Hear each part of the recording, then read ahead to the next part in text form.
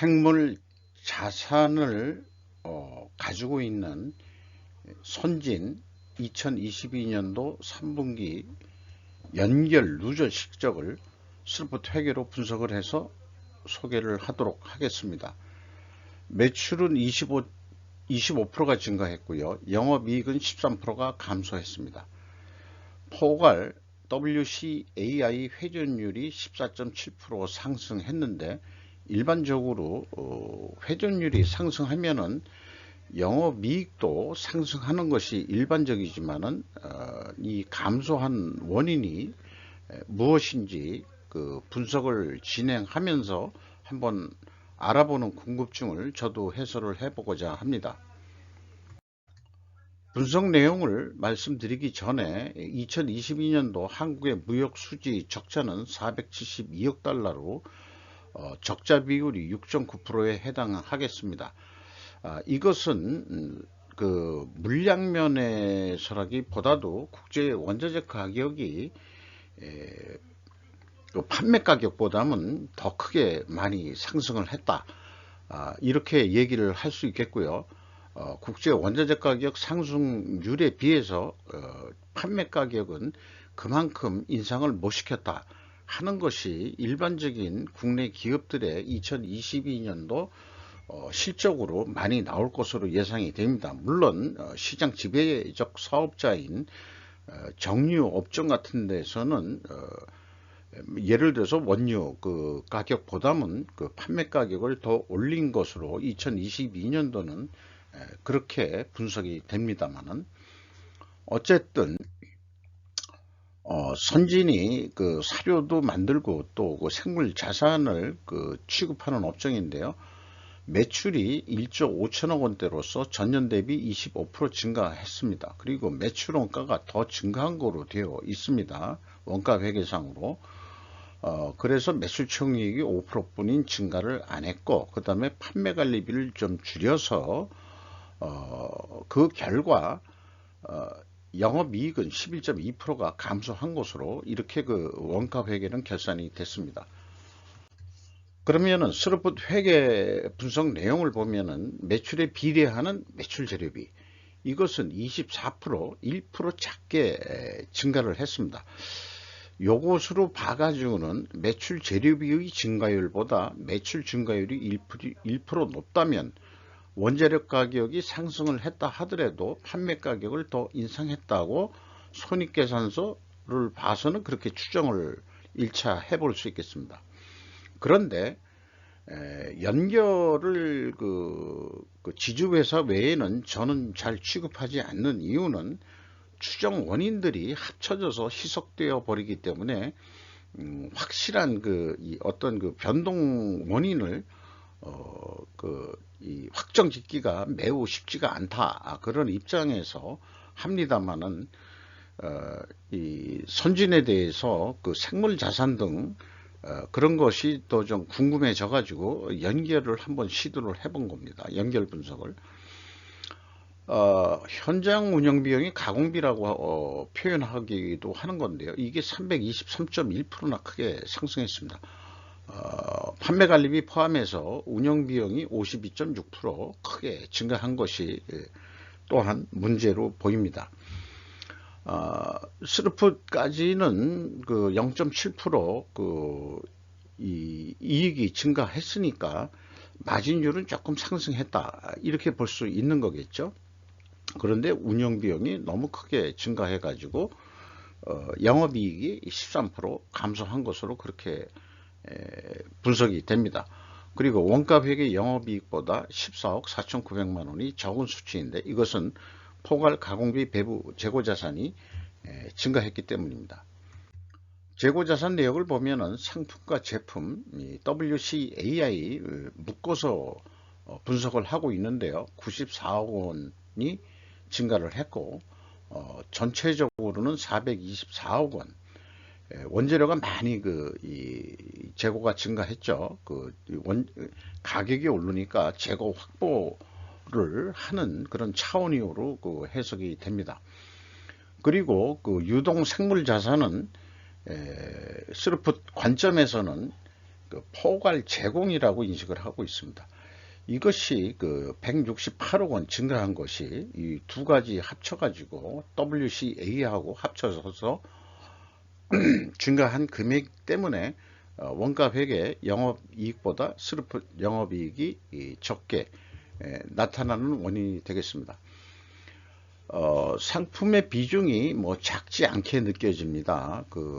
뭐 제품이 뭐 주종이지만은 그래도 그 상품이 재고가 이렇게 27억이 증가했다는 것은 비중이 결코 낮지 않다 이렇게 생각합니다.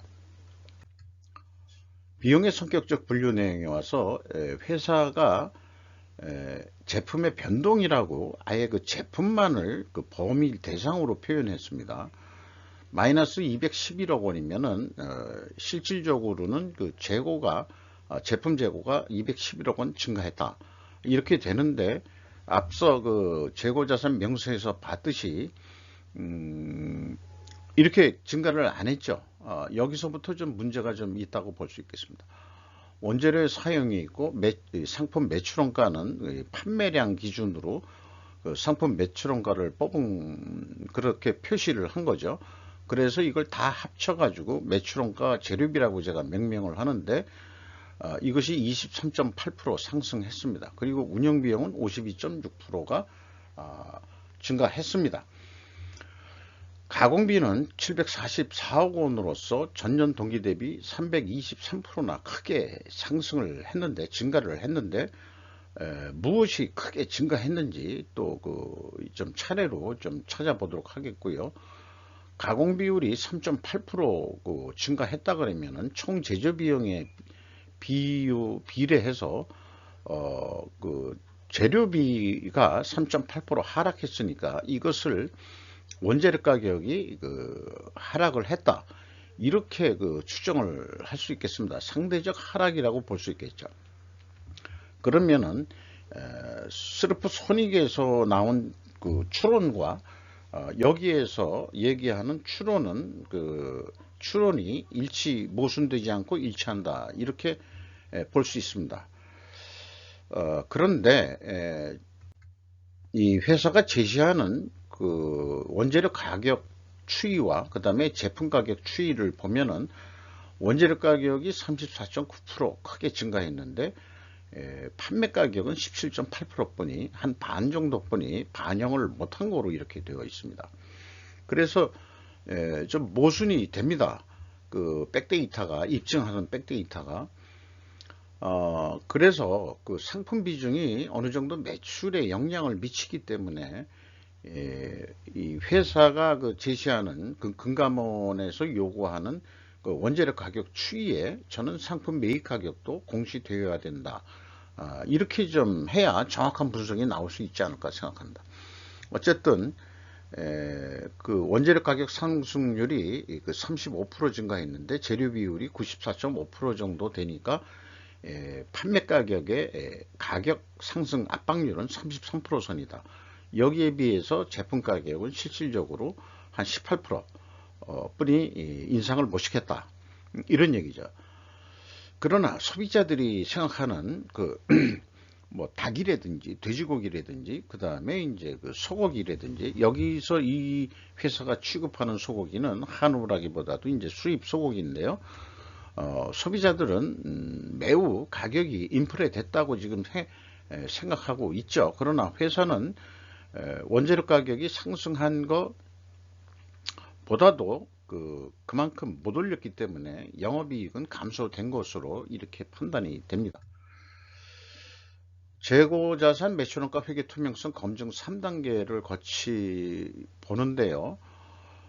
PQ 총 제조비용의 차이가 51억 원 차이가 있고요. 그 다음에 그것은 금액은 생산 재료비의 차이도 되며, 그 다음에 그 차이가 나오는 이유는 원재료 사용량을 그대로 신뢰를 하기 때문에 재고자산 변동액만 비교를 하는 건데 이 재고자산의 증감 범위 차이 때문에 51억 원이 차이가 나는 것으로 이렇게 되어 있습니다. 근데 상품은 회사 쪽은 제품만 표시를 했죠. 그래서 상품의 증감액을 반영하면은 갭은 더 늘어나게 돼 있고요. 생물자산을 포괄 제공으로 WCAI는 포함시키니까 그것도 감해주면은 갭3의 그 차이가 나옵니다.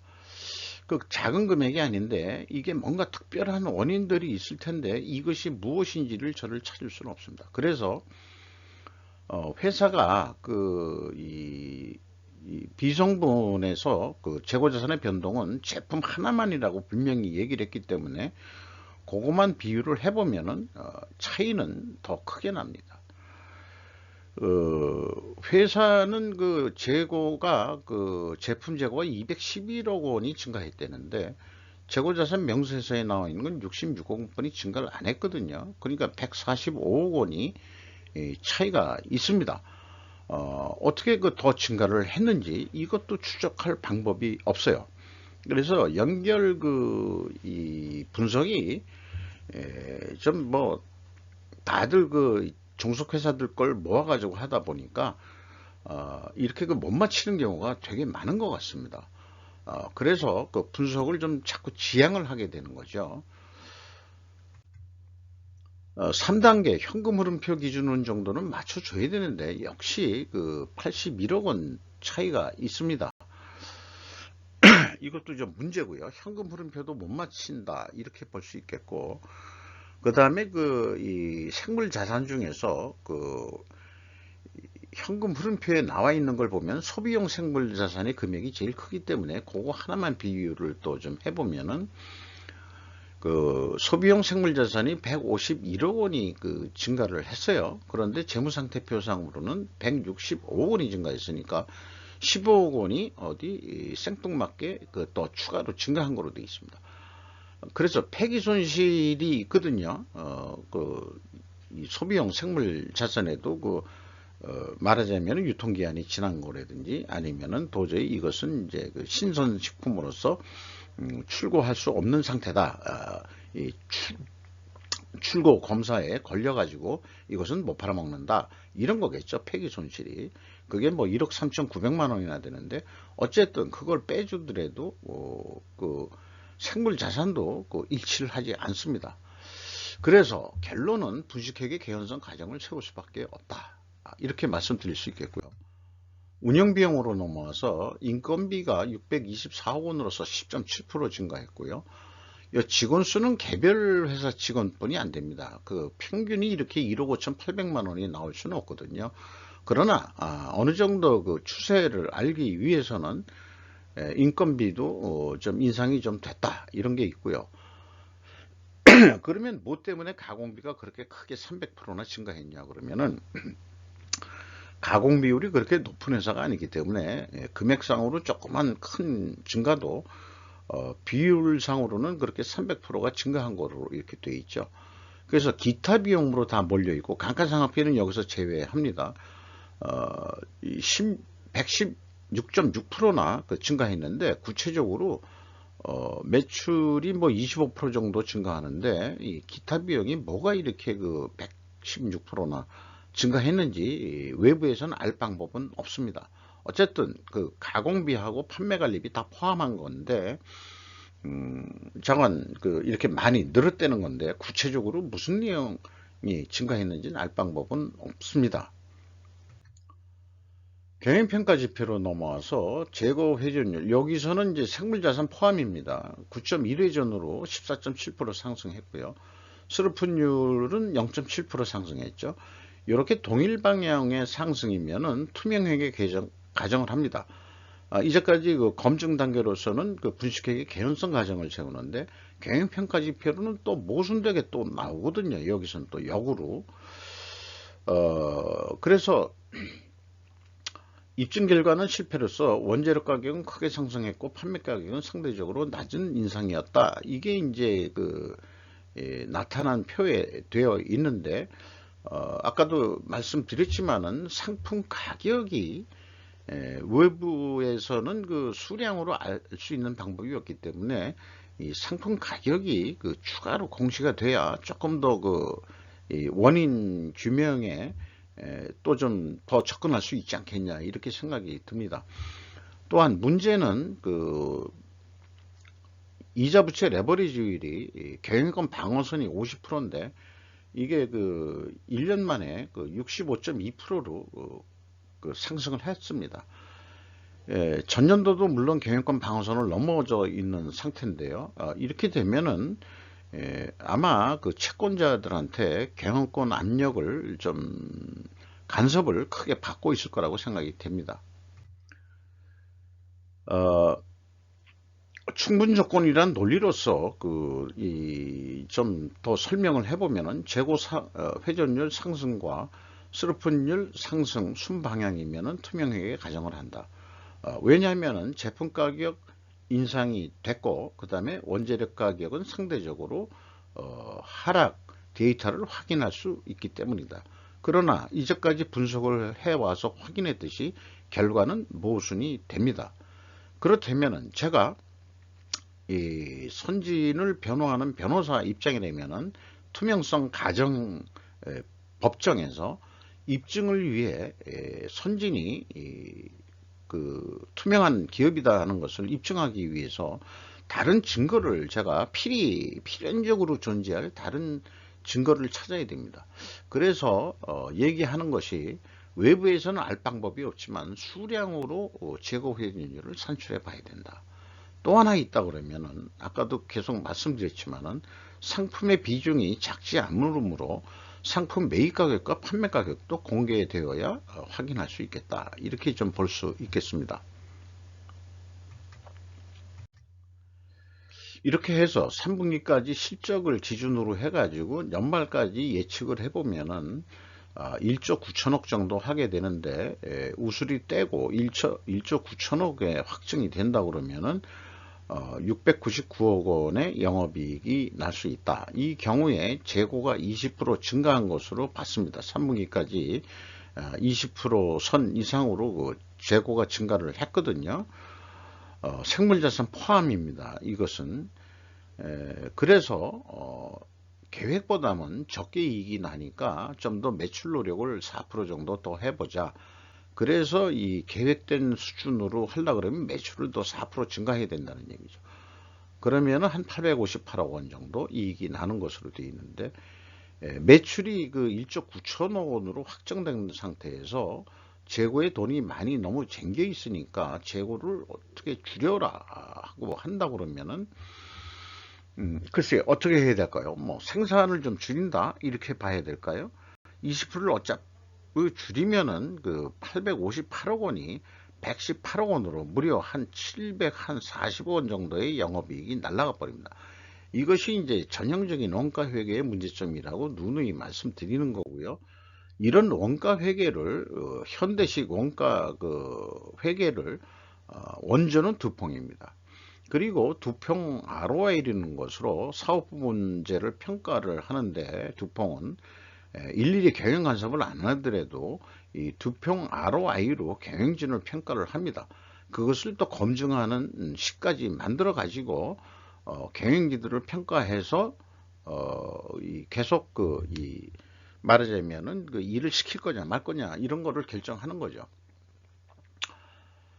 저는 이 다크 워터즈라는 게 두퐁의 그 아주 그 센세이런하게 그 성공을 했던 화학 제품 여기에서 그 C8이라는 것이 결국 죄송합니다. 테프론인데 우리가 테프론 하면은 아주 다 좋은 뜻으로 하지만 결국 이게 나중에 암을 유발하는 것으로 되어 있어 가지고 뭐 소송이 돼 가지고 배상을 여러 개 했다고 그러는데 원가 회계가 꼭 이와 같은 테프론과 같은 만능인 줄 알았는데 너무나 안 좋은 영향을 미치는 그런 이 암을 유발시키는 거기 그 요소가 있다. 이게 원가 회계하고 이렇게 비유해서 얘기할 수 있겠습니다. 그래서 무명의 그 유대인 골드랩 박사가 원가 회계를 비판했으나 현재까지도 원가 세력의 힘에는 당하지 못하고 있는 것이 스루퍼트 회계라고 볼 수 있겠습니다. 그리고 원가 회계 쪽에서는 변동 원가의 R로 치부할 뿐이다. 이렇게 소개 말씀을 드릴 수 있겠어요. 그래서 스루프 관점으로 보면은 똑같이 1조 9천억 원 정도를 하면은 650 5억 원 정도 이익이 나는 것이 정상적인 수준이라고 보여집니다. 그런데 말하자면은 그 경영진한테 822억 원 정도를 약속을 했다면은 어떻게 하면 되느냐 그러면 결국 매출을 더 일으켜야 되는데 5.5% 재고 회전율을 좀 증분을 시키자. 그러니까 재고를 12회전하자. 12회전이 안 됐거든요. 연간 예상이. 12회전이면 한 달에 한 번 회전하는 게 됩니다. 그러면은 매출이 2조 1천억 원 정도를 해가지고 영업이익은 1천억 원대를 달성할 수 있을 거로 봅니다. 그러면 재고가 원가 회계처럼 줄었을 때는 어떡하냐? 5.5%만큼 전혀 그 영향을 안 받습니다. 셀프트랙에는 매출에 비례하는 매출 재료이기 때문에 1조 9천억 원대 확정된 그 매출 재료비에 의해서 영업이익이 655억 원으로 확정되어 있는 거기 때문에 재고가 준다고 해서 영업이익이 줄던가 그런 것은 절대 아닙니다. 이것이 더 합리적인 그 손익 산출 방식이 아니겠냐라고 계속해서 말하자면 저는 홍보를 하고 또 속된 말로 이것이 타당한 거라고 그 홍보 마케팅을 하고 있는 거죠. 주가를 보면은 1600원이 내려갔는데 그렇게 그 생각보다는 크게 내려가지는 않았습니다. 그리고 미래 임팩트라는 걸 제가 미래 가치라고 표현하고 있는데 49% 성과가 좋았음에도 불구하고 코리아 디스카운트에 다들 걸려가지고 그러나 이제 이렇게 많이 그래도 하락은 안 했습니다. 장부 가격 대비 56%뿐이 대우를 현재 시장에서 못 받고 있습니다. 이것을 좀 뭐 한 100% 장부 가격 수준만큼은 좀 주가가 돼야 되지 않느냐 이게 이제 희망사항인데 이익 배당이 하도 작아서 우리나라는 그냥 코리아 디스카운트를 당하고 있다 이런 얘기들을 하고 있죠. 5% 이상 주주명을 보면 할인 지주가 50%, 그 다음에 피델리티가 거의 10%, 60%를 가지고 있죠. 외국인이 12.12%를 가지고 있는데 이 12.12%에 피델리티가 들어가 있는 거로 저는 그렇게 파악을 했습니다. 이상 다소 길었습니다만은 연초에 말하자면 우리가 생활 물가로서 식품류들이 가격이 너무 뛰었다고 생각하지만은 이 3분기 실적의 분석입니다만 4분기도 이 범위 내에서 아마 원재료 가격 상승분만큼 판매 가격을 못 올렸기 때문에 생각한 것만큼 영업이익은 크게 이익을 못 냈고 오히려 작년보다도 재작년이 되겠죠. 보다도 영업이익은 하락했을 것으로 이렇게 생각이 됩니다.